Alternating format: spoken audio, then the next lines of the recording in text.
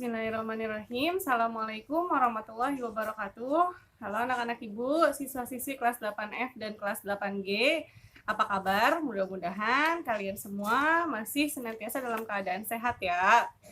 Anak-anak ibu, pada pertemuan kali ini ibu akan memberitahukan beberapa hal. Yang pertama berkaitan tentang hasil penilaian tengah semester. Terima kasih buat yang sudah menjawab sungguh-sungguh, apalagi yang sudah mendapat skor 100. Nanti akan ada nama-namanya di akhir dari video ini buat yang dapat nilai tertinggi di pelajaran seni budaya pada pekan ulangan atau pada saat PTS kemarin gitu ya. Buat yang belum, ditunggu di ulangan semester nanti nilainya harus lebih bagus dari ulangan yang sebelumnya, dan ditunggu untuk tugas-tugas yang masih belum diselesaikan gitu ya. Nah, pada kesempatan kali ini di pelajaran seni budaya kita masuk ke KD ketiga tentang seni tari dan gerak tari. Namun sebelum ibu membacakan materi kita, mari sama-sama kita awali kegiatan pembelajaran kita pada kesempatan kali ini dengan membaca basmalah. Bismillahirrohmanirrohim.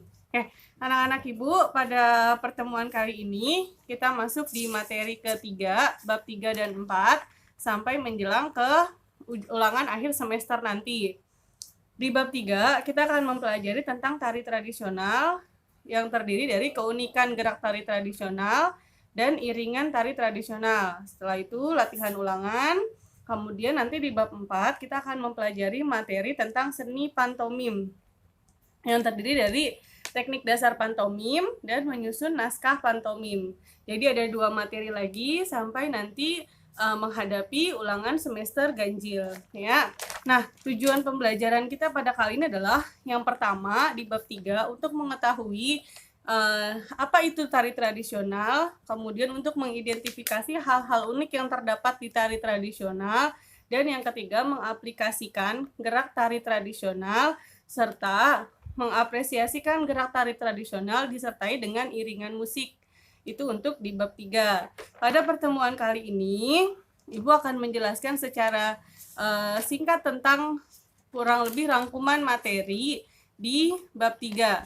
Pertama, dimulai dari di LKS itu halaman 36 tentang tari tradisional. Di situ nanti akan ada penjelasan tentang keunikan tari tradisional, kemudian jenis penyajiannya, kemudian berlatih menggerakkan tariannya, kemudian berlatih meragakan gerak tari tradisional dengan iringan, kemudian setelah itu baru iringan tari tradisional dengan musik.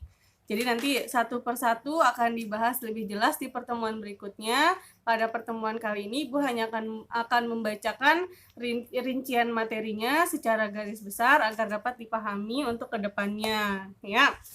Kemudian seperti biasa setelah nanti satu bab materinya selesai, maka akan dilakukan ulangan atau penilaian akhir bab 3 pada pertemuan kali ini. Nah, seperti yang kita tahu bersama bahwa tarian itu banyak, tapi ada beberapa tarian yang menggambarkan identitas atau menggambarkan ciri khas suatu bangsa atau negara, bahkan mencirikan satu daerah. Nah, tarian tradisional itu berarti tarian yang menggambarkan atau mengidentifikasikan suatu daerah berdasarkan kebudayaan dan adat istiadat daerah tersebut. Jadi tariannya bukan dibuat orang, bukan dibuat atau bukan menjiplak tarian orang, tapi tarian itu memang sudah ada sejak zaman dahulu dan dibuat secara turun-temurun ya. Ditarikan, diperagakan secara turun-temurun. Itu namanya tari tradisional. Ada tari tradisional, ada yang namanya tari kreasi. Nah, yang kali ini kita bahas adalah tari tradisional. Oke. Tari tradisional itu adalah jenis tarian yang tumbuh dan berkembang di satu daerah tertentu yang dianut secara turun-temurun oleh masyarakat. Jadi memang tarian itu sudah dibuat oleh masyarakat setempat dan sudah dilakukan secara turun-temurun gitu ya. Tari tradisional umumnya memiliki nilai historis. Historis itu artinya memiliki nilai sejarah, nilai religi yang penting gitu ya. Berpedoman yang luas dan berpijak pada adaptasi adat istiadat lingkungan sekitar di tempat tumbuhnya. Jadi misalkan tari tersebut berasal dari Jawa Tengah. Nah, Berarti tari tersebut memang memiliki pedoman yang luas dan memiliki satu unsur tersendiri yang menggambarkan ciri dari daerah Jawa Tengah. Makanya disebut dengan tari tradisional gitu ya. Tari tradisional memiliki sifat kedaerahan yang kental dengan pola gaya tari atau style yang dibangun melalui sifat dan karakter gerak yang sudah ada sejak lama. Jadi gerak pada tari tradisional bahkan sifat dari karakter tari tersebut pun itu menggambarkan adat istiadat yang ada di daerah tersebut dan sudah berlangsung sejak lama. Tari tradisional yaitu tari yang telah baku oleh aturan-aturan tertentu dalam kurun waktu yang telah disepakati. Aturan baku diwariskan secara turun-temurun melalui generasi ke generasi. Kenapa orang sekarang bisa tahu cara menarikan tari jaipong misalnya, atau tari Bali, atau tari pendet misalnya? Itu karena ada yang mewariskan dari generasi ke generasi yang lain gitu. Dan gerakannya sama. Kalaupun ada perubahan itu hanya dilakukan pada 1-2 bidang saja, tapi tidak merubah semuanya, tidak merubah unsur kedaerahan secara keseluruhan, ya. Tarian jenis ini telah mengalami perjalanan cukup panjang, bertumpu pada pola garapan tradisi yang kuat. Jadi, pada umumnya tari tradisional itu digunakan untuk peristiwa-peristiwa penting atau digunakan sebagai tradisi. Jadi tidak dipakai seperti sekarang sebagai sarana hiburan semata gitu ya. Nah, pada zaman dahulu tari tradisional itu digunakan untuk peristiwa, acara-acara penting, sakral dan bersifat religi atau mengandung nilai unsur kepribadian sendiri yang menggambarkan kepribadian daerah masing-masing gitu ya, atau biasa dikenal dengan ciri khas daerah gitu ya. Nah, setiap kita belajar ini deh tentang keunikan masing-masing daerah. Kan setiap ada pakaian daerah, ada kesenian daerah, ada lagu daerah, pasti ada tari tradisional atau tari daerah. Nah, kurang lebih seperti itu. Kemudian kita lanjut dengan membahas keunikan gerak tari tradisional. Apa sih yang unik dari gerak tradisional? Unik itu artinya hanya dimiliki oleh satu atau tidak dapat diikuti oleh yang lain gitu ya. Unik tuh ya cuma itu aja gitu, nggak ada yang lain.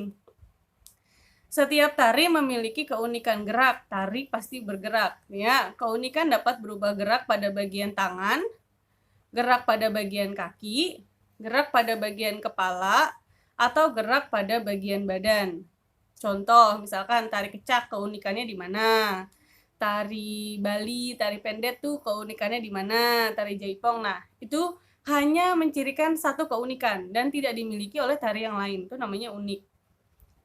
Kemudian, keunikan tersebut merupakan salah satu ciri khas yang membedakan antara satu tarian dengan tarian yang lain. Tentu tidak sama antara tari Jawa, gerak tari Jawa dengan tari Betawi. Dan tidak akan sama gerak tari Sumatera dengan gerak tari Jawa. Gitu ya, pasti beda. Apa bedanya? Nah, perbedaan itulah yang dinamakan dengan keunikan. Berikut ini contoh beberapa keunikan gerakan tari di beberapa daerah Indonesia. Yang pertama, keunikan geraknya gitu ya. Keunikan gerak tari bukan hanya berhubungan dengan kelunturan tubuh, tapi juga memiliki patokan tersendiri dalam masing-masing keunikannya. Contohnya, gerak kaki, tangan, mata.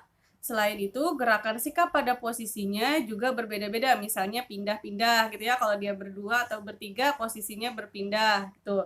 Kemudian gerakan kaki yang lincah banyak diperagakan pada tarian Kalimantan. Sedang untuk tarian Jawa cenderung pelan dan halus. Nah, itu kan udah beda tuh gerak kaki. Kalau di Kalimantan lebih banyak menggunakan gerak kaki, tapi kalau di Jawa justru lebih sedikit. Biasanya cenderung pelan dan halus. Gerakan pada kepala dan leher banyak ditunjukkan di tarian Sunda dan Jawa. Kemudian, sementara untuk gerakan mata ditunjukkan pada tarian Bali tanpa menggerakkan kepala. Jadi, kalau di Sunda nih atau Jawa biasanya lebih condong ke bagian kepala gitu ya. Tapi kalau di Bali justru kepalanya nggak gerak, tapi matanya. Nah, itu namanya keunikan gerak. Pada tarian Jawa, menggerakkan mata dianggap tabu. Justru kalau bagi orang Jawa, tarian dengan menggerakkan mata tuh justru dianggap malu. Tabu tuh malu, berarti jarang, langka. Kenapa? Karena orang Jawa biasanya ketika menari mereka menggunakan gerakan-gerakan yang halus dan pelan gitu ya. Kemudian yang kedua, keunikan iringan. Pada hakikatnya, seni tari terdiri atas dua unsur, yaitu unsur gerak dan musik. Jadi tiada tari tanpa musik dan tiada musik tanpa tari. Biasanya seperti itu ya.